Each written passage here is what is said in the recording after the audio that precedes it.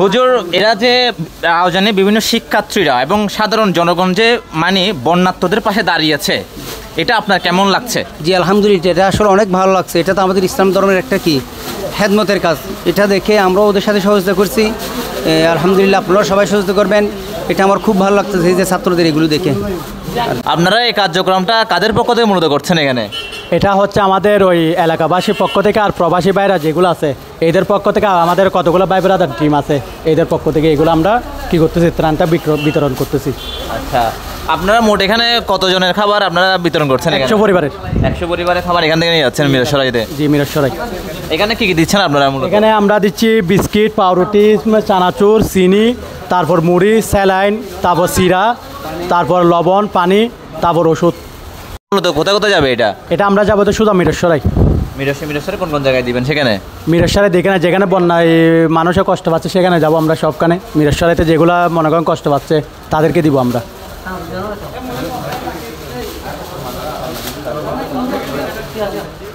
আর পরবর্তীতে কোনো কার্যক্রম আছে আপনাদের? ইনশাল্লাহ পরবর্তীতে আমাদের কার্যক্রম আছে। যেখানে মনে করেন বন্যায় লোকরা কষ্ট পাচ্ছে সেখানে আমরা যাব পরবর্তীতে। তো রাউজানের মধ্যে আমাদের এখানে অনেক জায়গায় ঢুকছে, ঠিক আছে? হ্যাঁ, ইনশাল্লাহ আমাদের যদি রাউজানের মধ্যে যদি ক্ষতিগ্রস্ত হয় তাহলে আমরা সেখানে যাবার ইচ্ছা আছে।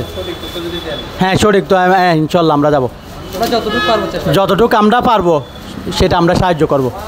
আসসালামু আলাইকুম, আমার নাম মোহাম্মদ কামরুল হাসান। তোমার এই কাজগুলো করে কেমন লাগতেছে তোমার? অবশ্যই আমাদের থেকে ভালো লাগতেছে। আমরা সবাই স্টুডেন্ট, সবাই মিলে যতটুকু চেষ্টা করছি, মানে আমাদের সমাজ থেকে, আমাদের পুরো এলাকা থেকে যতটুকু চেষ্টা করছি সবাই দিচ্ছে আমাদেরকে, সাহায্য করছে। এবং প্রবাসী ভাইদেরকে যখন কল দিয়েছিলাম ওরা আমাদেরকে কি টাকা পাঠাইছে সবাই মিলে। তো তোমরা এই কার্যক্রমগুলোকে আরও কদিন রাখবে সেটা? ইনশাল্লাহ আগে প্রথমে আমাদের প্রথম কাজ হচ্ছে এটা, এরপর থেকে আমরা চেষ্টা করবো যে কি আরও দেওয়ার জন্য। তোমরা ইতিমধ্যে কোথায় কোথায় গেছো এটা?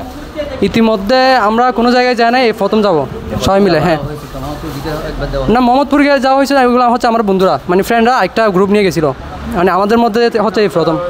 জি, আলাদাভাবে এমনি রাউজানের কার্যক্রম চালাইছে এটা?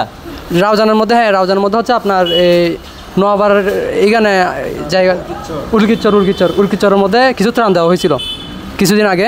তখন ওইখানে মানে একদম বেশি পানি ছিল, তো তখন আমরা ওইখানে যাওয়ার চেষ্টা করছিলাম।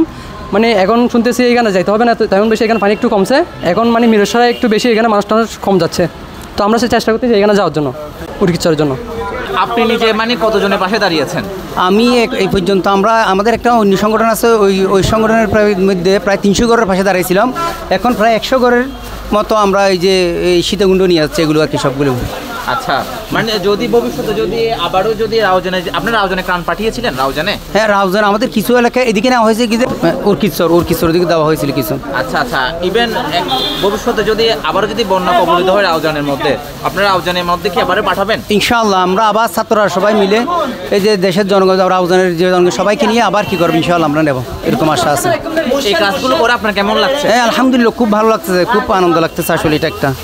আসসালামু আলাইকুম, সবাইকে স্বাগতম রাউজান বিচিত্রা থেকে। আমাদের এখানে অনেক তথ্য এসেছে, রাউজানে অনেক জায়গায় ক্ষতিগ্রস্ত হয়েছে, বন্যার পানি তলে গেছে, ঘরবাড়ি ডুবে গেছে।